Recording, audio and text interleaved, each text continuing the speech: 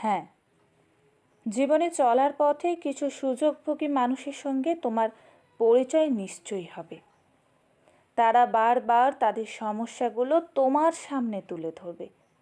তাদের কথার ফাঁদে পা দিয়ে তুমি প্রত্যেকবার তাদের সাহায্য করবে, তাদের সমস্যার সমাধান করার চেষ্টা করবে, তাদের সুখে দুঃখে তাদের পাশে থাকবে। কিন্তু তুমি যখন সমস্যায় পড়বে, তাদের তোমার আশেপাশেও খুঁজে পাবে না। হ্যাঁ, তুমি যেই মানুষটাকে আপন ভেবেছিলে, যাকে বিশ্বাস করেছিলে, সে তোমার বিশ্বাসের যোগ্য ছিল না ঠিকই, তবে জানো তো, সব মানুষ কিন্তু সমান হয় না, সবাই খারাপ হয় না। যদি এমনটা হতো তবে বিশ্বাস শব্দটা আজও এতটা পবিত্র থাকতো না। তাই একজনের কাছ থেকে প্রতারিত হয়ে সব মানুষের প্রতি বিশ্বাস হারিয়ে ফেলো না কখনো।